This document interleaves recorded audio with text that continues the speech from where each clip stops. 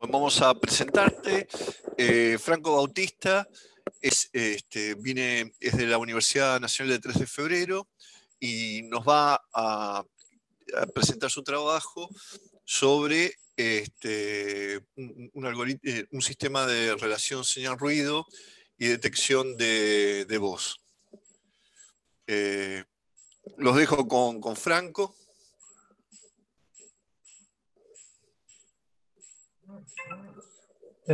Bueno, ahí se ve, se escucha bien. Ahí se ve, se escucha, perfecto. Bien, voy a compartir pantalla. ¿Se está viendo? Sí, ahí se ve. Dame un segundo. Ahí está. Bueno, buenas tardes a todos. Mi nombre es Franco Bautista, soy estudiante de la carrera de Ingeniería de Sonido de la Universidad Nacional de 3 de Febrero. Y hoy voy a estar hablando del proyecto que realicé en conjunto con el Hospital Italiano en el marco de mi práctica profesional, que se titula Desarrollo de un módulo de detección de señal ruido y VAT. Bueno, voy a empezar hablando de un parámetro bastante básico, que es la relación señal-ruido. Este parámetro nos dice la diferencia que existe entre la información útil o de interés, como puede ser el habla, y información no deseada, como puede ser el ruido de fondo. Este parámetro tiene mucha utilidad porque nos permite cuantificar y nos da una noción de la calidad de la señal que estamos usando, ya que si el SNR es muy bajo, quiere decir que nuestro mensaje de interés está comprometido. Entonces, ¿por qué es necesario un estimador de SNR? Bueno, esto viene de la mano del desarrollo por parte del Hospital Italiano de un reconocedor automático de voz. La idea de usar un estimador de SNR es usarlo como una preetapa al procesamiento de reconocedor, en el que se determina qué señales son aptas para ser reconocidas y cuáles no. Y de esta manera poder ahorrar recursos y tiempo de procesamiento, porque si la señal tiene una mala calidad, por más bueno que sea el reconocedor, no va a poder transcribir el mensaje correctamente.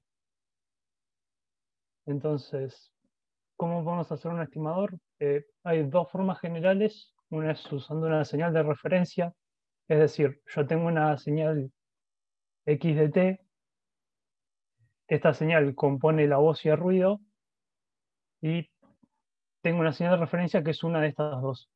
Entonces, si yo quiero calcular la relación señal-ruido, puedo sacar la energía de esta, de X de T, calcular la energía de alguna de estas dos, restarle las energías y obtenerla de la otra. Esto funciona bien en condiciones ideales, cuando por ejemplo se le agrega una señal de voz ruido blanco, o sea, uno ya conoce las señales que tiene, pero en la vida cotidiana, cuando uno graba, la señal de voz y ruido vienen mezcladas, entonces no hay manera de tener una señal de referencia. Por eso tenemos que encontrar una forma de obtener la energía de estas dos señales usando solo una. Para esto lo que se puede hacer, hay muchas formas de hacerlos. Una es haciendo análisis probabilísticos o estadísticos. Por ejemplo, hay estudios que han dividido la señal en subbandas o en bandas angostas y han calculado la kurtosis de esas bandas. A partir de eso han podido definir si en esas subbandas se trataba de ruido o de voz. Otra forma es usando modelo de mezcla gaussiana, observando la distribución de probabilidad. Eh, Después también hay estudios que han observado que la voz sigue una distribución gamma, mientras que el ruido sigue una distribución gaussiana. Entonces, a partir de ese análisis de distribución, uno puede determinar eh, de qué señal se trata. Otra forma, que es la que se usó para este proyecto, fue la de usar un detector de actividad de voz, VAT, de sus siglas en inglés, que nos permite, a través de un análisis temporal, nos permite determinar en qué regiones de la señal hay presencia de voz. VATs hay muchos, o sea, hay muchas maneras de hacerlo. Yo voy a explicar la que hice para este proyecto, que parte de un paper del 2009 que voy a estar dejando la referencia al final de las diapositivas. Em, lo que se hace para detectar la voz es dividir la señal en segmentos cortos de 10 milisegundos sin superposición. ¿Por qué segmentos cortos? Bueno, porque al tomar segmentos cortos uno puede asumir que la señal en ese segmento es estacionaria y entonces es más fácil de analizar. Y se hace sin superposición porque muchas veces para tener un contexto temporal se superponen segmentos, pero en este caso no se observaron mejores resultados, así que para ahorrar procesamiento se hace sin superposición. Entonces, una vez que tenemos divididos los segmentos, se calculan 3 parámetros para cada segmento. El short time energy, que es la energía en ese segmento, el spectral flatness measure, que nos dice qué tan plano es el espectro. Y esto es útil porque como la voz es tonal, si nosotros en el espectro vemos picos o tonalidades, quiere decir que se trata de voz, pero si el espectro se va acercando a la plenitud, quiere decir que se trata de ruido. Y después se tiene la frecuencia dominante, que es simplemente a qué frecuencia está el valor máximo de amplitud en el espectro. Voy a pasar, bueno, acá muestro cómo se calcula el SFM. Básicamente es dividir la medida geométrica por la medida aritmética. Una vez que se calculan esos 3 parámetros, se toma el valor mínimo de cada parámetro para los 30 primeros segmentos. Esto es porque uno asume que cuando se graba una señal no se empieza hablando, entonces los primeros segmentos van a ser silencio o por lo menos no va a haber presencia de habla. Una vez que se toman los mínimos de esos parámetros, se establece un umbral para cada parámetro. Esto viene dado por el paper que les mencioné, se, se obtiene empíricamente, fueron los valores para los que se tuvo mejores resultados. Y entonces, una vez que se tienen los umbrales y los valores mínimos, lo que se hace es calcular el valor de los 3 parámetros para cada segmento, restarlo el valor mínimo y observar si esa resta es mayor o igual al valor del umbral. Si esto se cumple para al menos 2 parámetros, se etiqueta ese segmento como habla. Y si hay al menos 5 segmentos consecutivos con esta etiqueta, se considera esa región como habla. Y en el caso de ruido, tiene que haber 10 segmentos consecutivos. Esto es para evitar errores o falsos positivos. La idea es que, digamos, nadie habla 10 milisegundos, entonces por lo menos tiene que haber una coherencia temporal. Entonces por eso se toman al menos 5 segmentos consecutivos. Bien, después, una vez bueno, que se detectan las regiones de habla,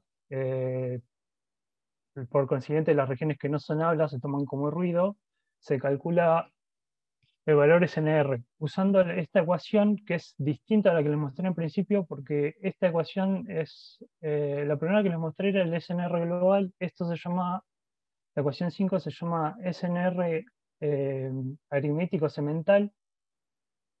Básicamente tienen resultados muy parecidos, lo que tiene de bueno esto es que se, se demostró que tiene una mayor correlación en cómo el oído humano percibe las señales. Entonces lo que se hace es calcular las energías por segmentos de acuerdo a la información que propone el BAT, hacer un promedio de eso, hacer la suma de esas energías y hacer un promedio usando el número total de segmentos con actividad de voz.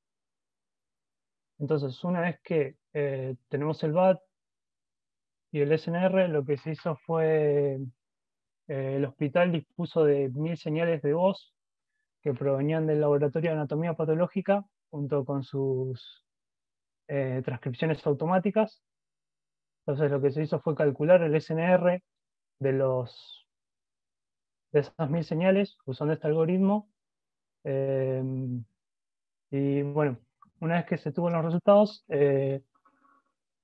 lo que se hizo fue tomar de esas 1.100 señales aleatorias y comparar resultados usando PRAT, que es un software para análisis de voz. PRAT presenta un BAT bastante simple, entonces esas 100 señales, digamos, PRAT me decía las regiones de cada señal, si era voz o no, y además te permite conocer la intensidad sonora de esas regiones. Entonces se calculó manualmente el SNR, dado que como tenía la intensidad de las regiones de voz y no voz, se lo podía calcular. Entonces, una vez que se hizo esto con Pratt, se lo comparó con los resultados del algoritmo, se vio que para valores menores a 6 dB los resultados eran similares, pero para valores mayores, Pratt presentaba valores de SNR más altos y con mayor dispersión. Entonces, una vez hecha la comparación, lo que se hizo fue hacer un análisis de calidad de las transcripciones de las 1.000 señales. Para eso se transcribió manualmente el mensaje de las 1.000 señales y se lo comparó con las transcripciones automáticas usando esta herramienta, Script 3.6. Esta herramienta te permite decir eh, cuántas palabras correctas, cuántas palabras eliminadas, cuántas palabras insertadas y sustituidas hubo en las transcripciones automáticas. A partir de tener esta información y los valores de CNR del algoritmo, se hizo una correlación de Pearson, que es la que, para las palabras correctas y las palabras eliminadas, que es la que se presenta en esta tabla. Y bueno, como se puede ver, las correlaciones tuvieron resultados significativos porque el p-valor es menor a 0,05 y el sentido de las correlaciones es correcto porque uno espera que a mayor SNR haya mayores palabras correctas, una mayor cantidad de palabras correctas y una menor cantidad de palabras eliminadas. Pero las correlaciones son débiles, son bastante débiles. Entonces, conociendo el resultado de las correlaciones y conociendo el resultado de las comparaciones con Pratt, eso hace concluir que el BAT no está infiriendo correctamente las regiones de habla y en consecuencia las está tomando como ruido. Eso hace que mis valores no se vea una correlación significativa y eso explicaría por qué Pratt también presenta resultados, valores más altos. Bueno, acá dejo la bibliografía por si a alguien le interesa y bueno, eso es todo. Gracias por su atención.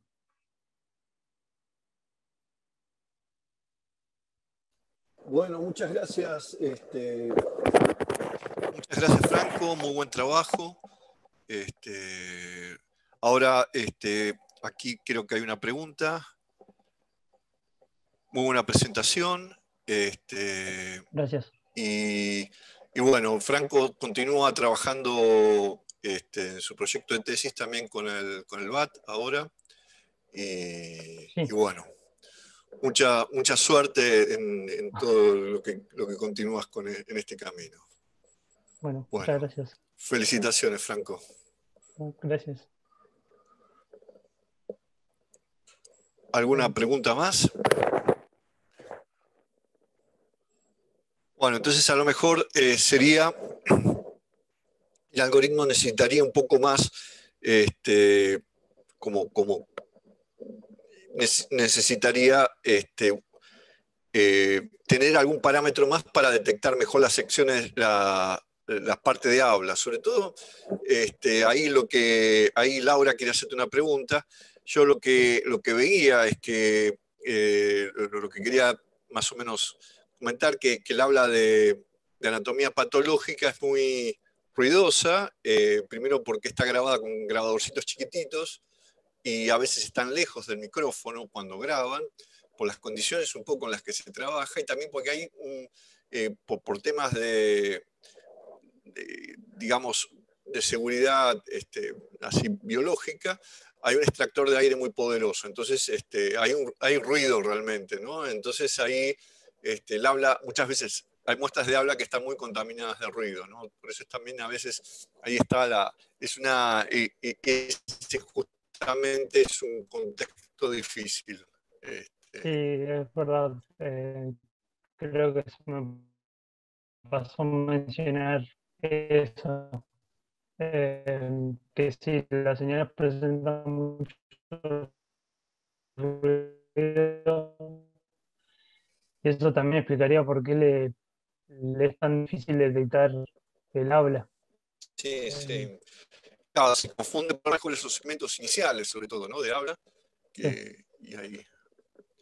Bueno, entonces, aquí Laura quiere sí, hacerte una no pregunta. sé si puedo ver el chat. No sé si ya estás como.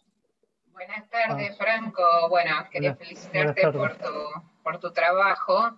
Y Bueno, bueno, gracias. creo que tenía que ver más o menos con lo que Alejandro te está diciendo, de por qué habían analizado muestras de anatomía patológica, porque supuse, sin saber esto que estaba diciendo él, del tema del ruido, por qué no se habían sacado muestras de pronto, a lo mejor de otro servicio en el cual te pudieran proveer eh, muestras que no tuvieran ruido justamente. Quizás en el servicio en fonoaudiología te hubieran podido dar aquellas que hubieran estado o en cámaras no amortiguadas o en entornos un poco más controlados. Nosotros generalmente solemos en fonoaudiología trabajar con ruido menor a 40 decibeles, si es campo Claro. libre.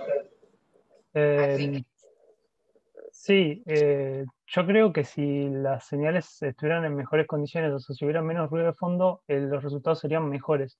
Lo que pasa es que justamente la idea era probarlo en contextos difíciles. Eh, sí, por eso usamos esto. está bien, bueno, si ese era el objetivo, entonces, claro. Claro, sí, viene por ahí. Sí, evidentemente tal vez justo este BAT no sea el mejor. Pasa que es difícil desarrollar detectores de actividad de voz que tengan funciones generales, que sean útiles para todos los contextos. Es bastante complicado hacer eso. Claro. Eh, sí, así Es que cierto. bueno, Bueno, muchas gracias. no, vos- Y acá Mariano te pregunta si se podría realizar algún tipo de cancelación activa de ruido en el procesamiento de la señal.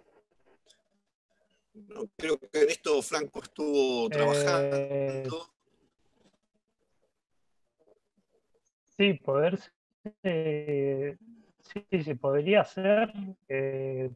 Pasa que no fue la idea de este proyecto, o sea, no estuvo planteado hacer una cancelación, también se podría mejorar la calidad de las señales, sí, pero eh, no, por lo menos, Fue también un poco una idea mía que le sugería a Franco, porque en los proyectos generalmente de habla, de procesamiento de habla como reconocimiento automático, la cancelación de ruido, ahora parece que hay algunos algoritmos que están trabajando mejor, pero en general han sido, a veces mejoran un poco, a veces no mejoran nada y a veces empeoran, ¿no? Digamos que los resultados han sido relativamente disímiles en eso, sobre el impacto del reconocimiento, ¿no? Nosotros trabajamos sobre el impacto del reconocimiento, un poco por eso es que nos fuimos por esa vía al principio, pero se podría experimentar también. sí, yo creo que sí.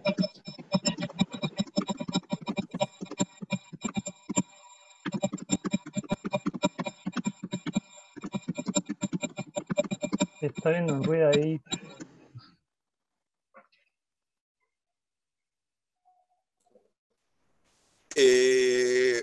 Muchas gracias, Franco, por el trabajo.